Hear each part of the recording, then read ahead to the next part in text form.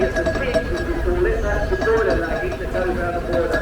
It's spread as a steam engine here, and he's been working on other people's engines, so he never got to sort of get this one completely finished. But it was owned at one time, when I know it, was Dick Martino, who was an engineer, a Supreme steam engineer, and did work at the British Engineering. Sadly, lost his life in a tragic accident, but it's passed on, and we're very pleased to see it back on the field again this year. Pensioner is also an engine that belongs to the Crew of Jetting Trust. It was a general agriculture engine, is what we call it.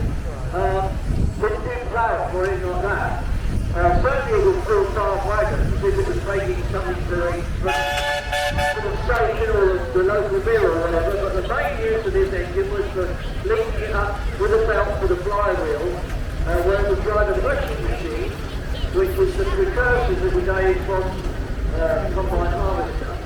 When it wasn't doing that at harvest time during the winter, it would be driving the saw bench to the local sawmill, would be making fence posts and various items of timber for logging and that sort of thing. So it was an all-round good engine, but it was bought by Tour in the 1970s, this one, and it was built in 1919.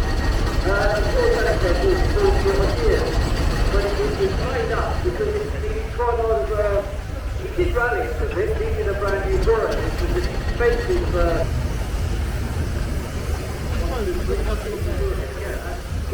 Johnny's just gone in front of us, that's one of Peter Haynes' engine, he's one of the trustees here.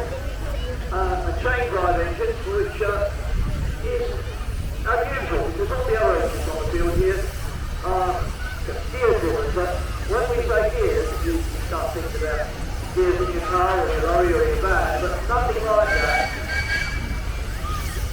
Like Sun and Green coming along, right, it's not 6 years, but when you want to change from one gear to the other, there's no gear there, the Trust family again. It's another 8-inch quarter, built originally for the tractor, which was quite right, a steam tractor.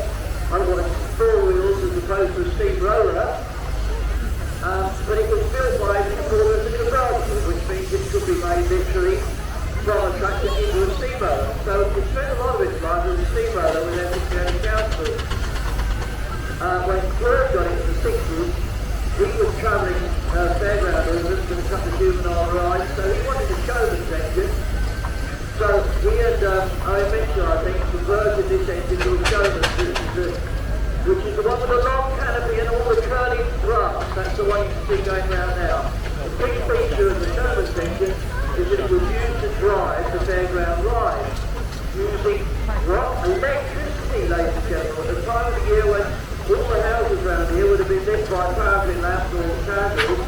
The fairground came to town with an engine like this, with a dynamo on the front, and a flywheel, instead of being connected up like I said to a threshing machine or whatever, would be connected up to the dynamo to provide power for the lights, but more importantly, the actual ride itself. So we've got like, we can call the funny thing we've got now, the original one with the 6 towers, it actually rolled the road around the stadium. And when they were going to put it down, they actually made a return journey up to Wembley, and they actually drove it up and down the road to the side all those years ago. It's a memorial to it really in a way. The fact that it was there at the start of it, and now it's there at the end of it.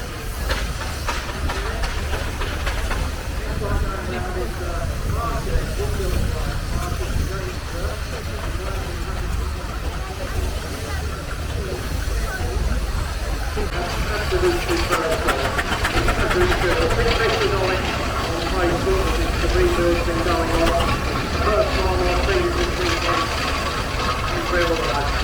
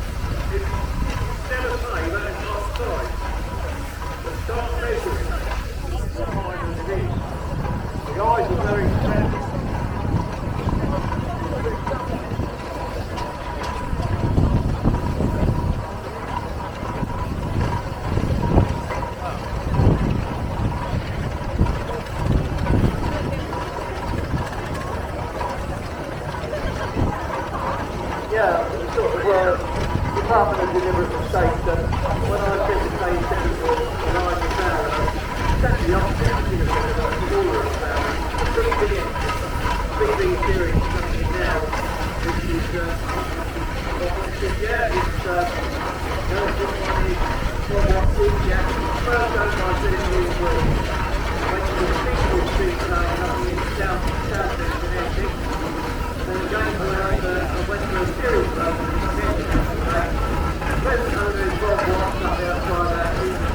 He did a amazing rebuild literally in the house.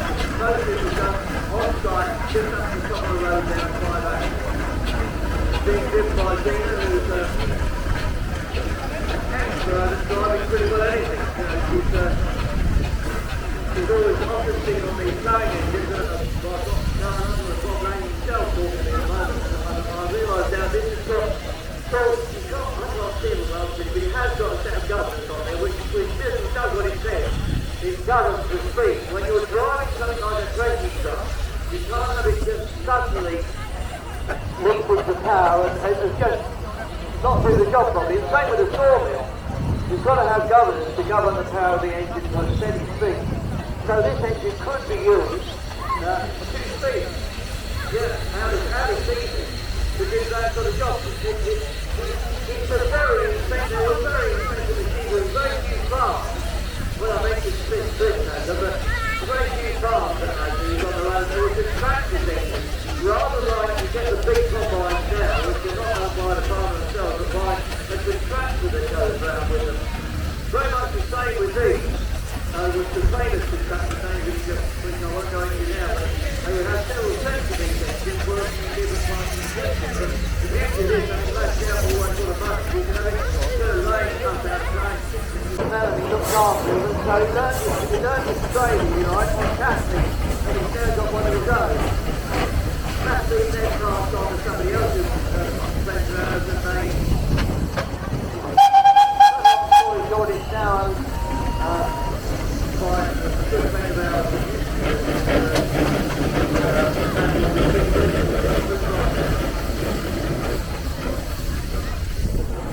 We've got different ways for Roland joined us. Yeah, Ian Wilson, sorry, I forgot the band's name. Ian Wilson, how could I forget? Sorry. Bruce Boswell was on his powder roller, one day 1923. And, every manufacturer for engines, they all had a go at building every kind of steam vehicle imaginable. Rollers, haulage engines, flaring engines, steam wagons, they all had a go at them. Some were more successful than others.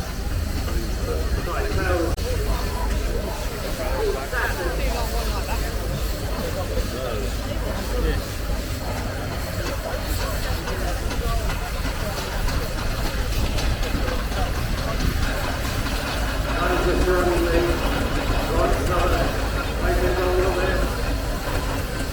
Working life for the company down Farmers Brothers down with Moses in Wiltshire.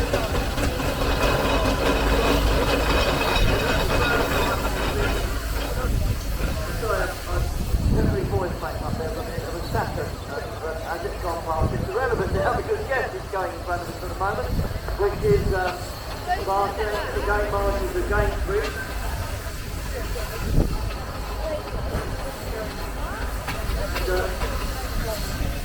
Yes, it's a 3-speed general purpose engine. There's not many of the same as the 3-speed engine. That will pull a heavy load. I've watched that working very hard up here with about 3 trailers on it. But the jet spent most of his working life in Tasmania, of course, is the islands off the Australian coast. Brought back to the UK and restored by David Massey and family from Aura in East Sussex.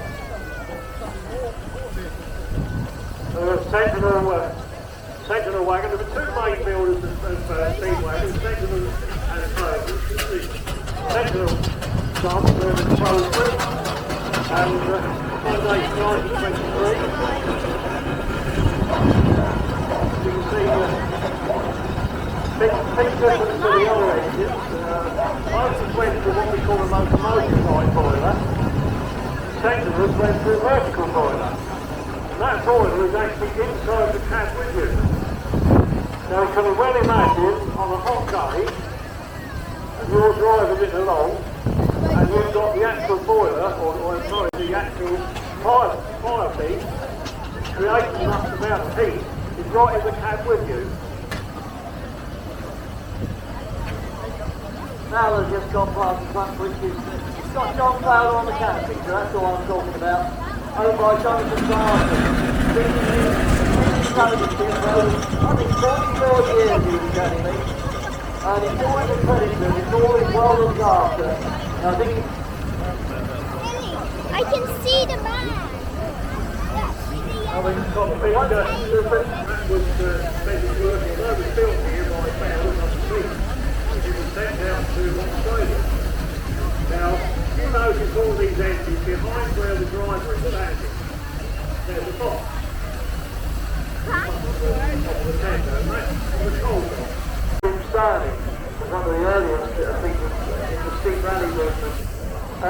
Mary Roberts, built in 1908. I always have to look, and I never remember the dates for as long as I live.